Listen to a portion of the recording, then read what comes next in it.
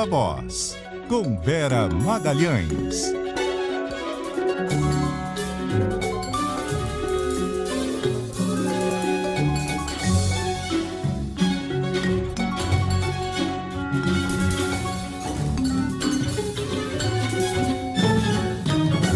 Viva Voz, hoje em horário especial, 7h33. Vera Magalhães, boa noite. Já cheguei quase na hora de pôr o ponto final, Bocardi. Boa noite para você, para Carol, para os ouvintes e também para quem nos assiste. Oi, Vera. Bom, dá um tempo ainda, a Vera aqui no estúdio.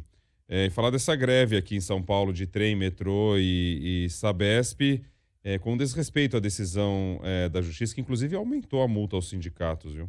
Pois é, Bocardi, acabou sendo uma greve bem capitalizada pelo governador, né, do ponto de vista político.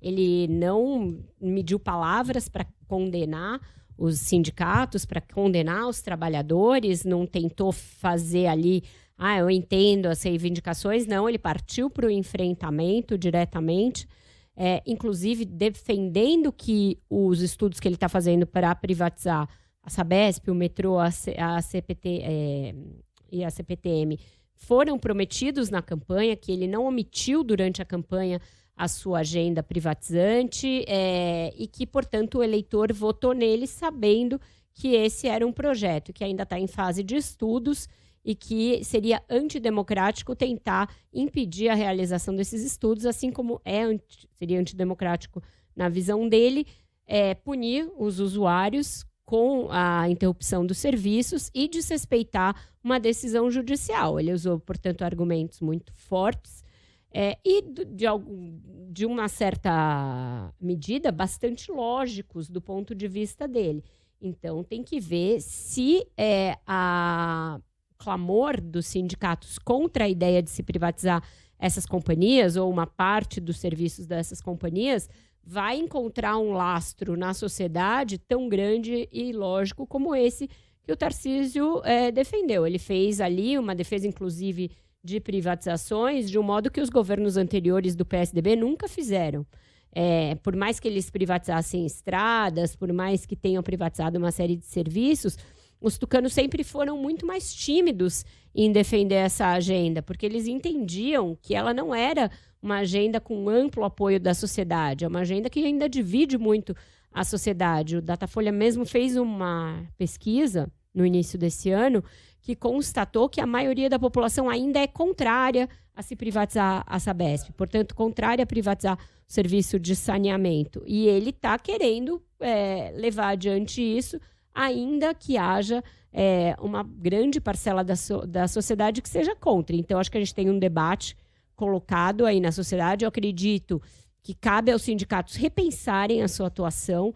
Não acho que fazer uma greve que puna o usuário é inteligente do ponto de vista da narrativa.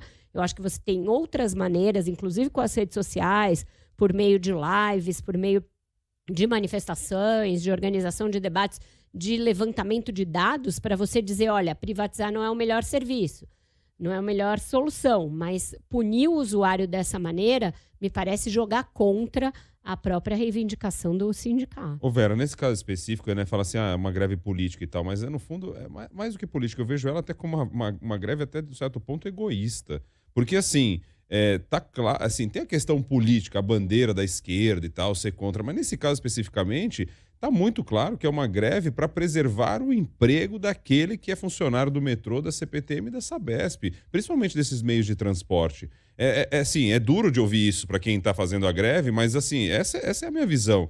Porque você está ali querendo, você é contra a privatização. Concordo na questão que foi colocada ali, o pessoal querendo fazer um plebiscito, isso já foi discutido na eleição, ele está lá, ele nunca negou. Eu venho falando aqui, eu falo assim, todas as críticas relacionadas ao Tarcísio, qualquer outro governante que faz promessa em campanha e não entrega, elas são feitas, são justas e tal. No caso dele, também tem que reconhecer quando ele foi lá desde o começo e disse que ia privatizar. E está acontecendo isso agora, e ele está privatizando. E uma greve que vem e ela busca exatamente a questão pessoal deles ali. O argumento é, não, o que foi privatizado não deu certo. É verdade. As linhas 2 da CPTM em São Paulo, elas apresentam problemas quase que diários. Mas isso não é diferente ou tão diferente nas linhas que são administradas pela CPTM, por exemplo, pelo metrô. Nós não temos a garantia da qualidade do serviço que está colocado nas linhas, são concessões, são linhas que são coordenadas, comandadas pelo governo do estado. Não é uma maravilha, não é uma diferença enorme. Então, assim, qual é o ponto? O ponto é assim, eu estou aqui estabilizado com o meu emprego, deixa eu resolver. E aí você põe em risco todas essas pessoas, e aí concordo contigo, encontrar uma maneira mais eficiente de fazer para não trazer a população contra você. Hoje as pessoas estão enfrentando filas enormes, tem gente que está pagando mais para um Uber, para um transporte, do que ela ganharia naquele dia, está indo só para preservar o emprego. Eu acho que tem várias coisas aí que a gente tem de analisar. Se a gente for pensar assim, qualquer greve ela tem essa característica de ser algo egoístico, porque é uma maneira pela qual os trabalhadores têm de se fazer ouvir. E aí, muitas vezes, isso é feito, historicamente é feito, paralisando serviços e, portanto, prejudicando alguém para que o outro lado tenha de sentar numa mesa de negociação e ceder. Então, isso é do jogo da negociação sindical. O que não é do jogo é você paralisar serviços essenciais, e por isso a Justiça considerou ilegal a greve. Eles dizem que gostariam, que prefeririam ter feito uma greve de catraca livre, mas que isso não foi possível. Ainda assim, eu repito, com os instrumentos que a gente tem em termos de sociedade de redes sociais, hiperconectada, você tem outras maneiras de se fazer ouvir pelo TikTok, viralizando um vídeo, viralizando uma live, do que fazendo a população se voltar contra você. Então, greve é um instrumento legítimo, ainda que o Tarcísio tenha vendido na campanha como ele vendeu, e que, portanto, a maioria dos que votaram nele concorde de alguma maneira com essa decisão de pelo menos analisar a privatização, há que se ter dados. O que os serviços concessionados têm de melhor? O que eles têm de pior?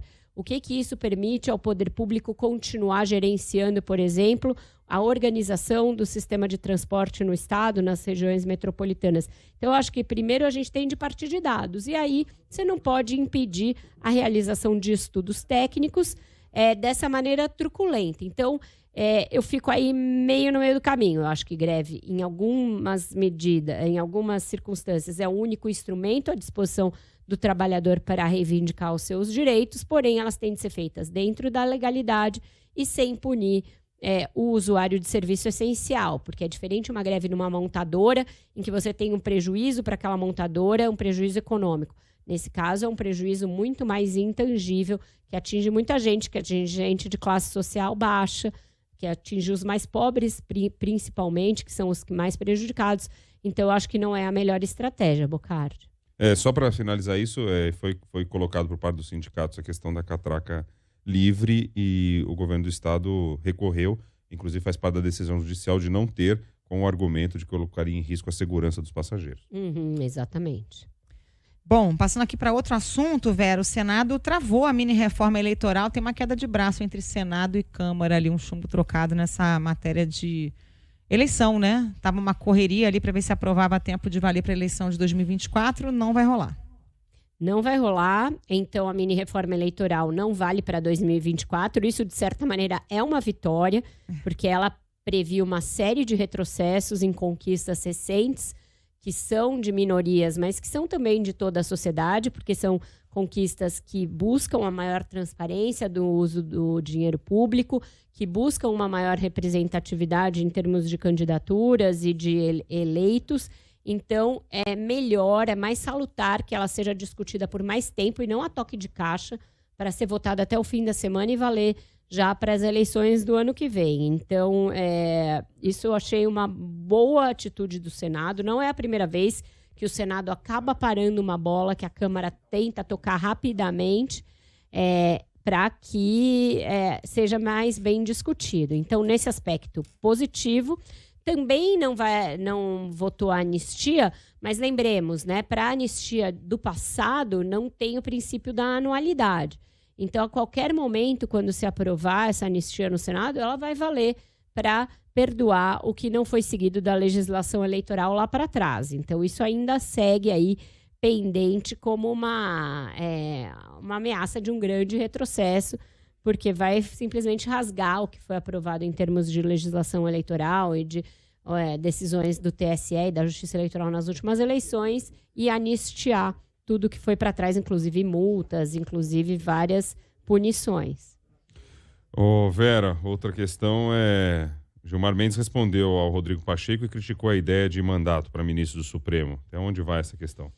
Olha, Bocardi, está chamando muita atenção de ministros, até mesmo de senadores e deputados, essa guinada do discurso do presidente do Senado, porque ele até ontem se colocava como um aliado do Supremo, um aliado de primeira mão, de primeira hora ali, reconhecendo o Supremo, se contrapondo às ideias que buscavam até essa história do mandato. Ele já se manifestou contrariamente no passado, a ideia de CPI da toga, a ideia de impeachment do ministro do Supremo, ele sempre foi uma barreira para todas essas discussões, sempre foi visto como um aliado do Supremo e um candidatíssimo a ir para o próprio Supremo. E, de repente, ele passou a advogar que o Supremo aprovasse uma PEC para tirar a questão das drogas que o Supremo estava votando, então que o Senado votasse essa PEC, colocasse na Constituição a criminalização das drogas, e agora passou a defender mandato para os ministros do Supremo, que é uma discussão muito...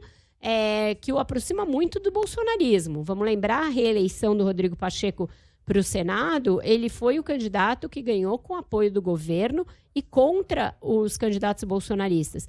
Uma das principais pautas dessa ala bolsonarista contra ele era o fato dele ser o queridinho do Supremo Tribunal Federal. E agora ele dá essa guinada. Tem muita conversa no bastidor de que ele pode estar numa dobradinha com o Davi Alcolumbre, que é o seu aliado, buscando aí embarrear algumas coisas em relação ao Supremo Tribunal Federal. E que isso poderia resultar, inclusive, no fato da CCJ do Senado não votar rapidamente o indicado do Lula para o lugar da ministra Rosa Weber. Fazer como o próprio Alcolumbre já fez lá atrás e sustar essa votação, deixar ela para trás, deixar ela engavetada por alguns meses. Então, acho que a gente tem que olhar com atenção esse movimento do presidente do Senado, que me chama muito a atenção pelo fato dele ter dado uma guinada. O ministro Gilmar, que é muito próximo do Pacheco, eles têm uma boa relação, foi quem, como decano, se levantou contra essa ideia, dizendo que essa ideia não faz sentido porque isso transformaria o Supremo numa espécie de agência reguladora desvirtuada e não num tribunal constitucional. Aspa do Gilmar. É comovente ver o esforço retórico feito para justificar essa empreitada. Sonham com cortes constitucionais da Europa, entretanto, o mais provável é que acordem com uma agência reguladora desvirtuada. Então, um momento realmente de embate preocupante entre o Senado e o Supremo Tribunal Federal, Bocardi. Fechamos hoje? Fechamos, mais curtinho, em cima do laço, quase na hora do programa terminar. E agora eu vou encarar esse caos aí para voltar para casa. Tá bom. Valeu, Vera. Obrigado, viu? Uma boa noite para você. Obrigada para vocês também. Até amanhã, Beijo, gente. Vera. Viva a voz. 7h46 agora.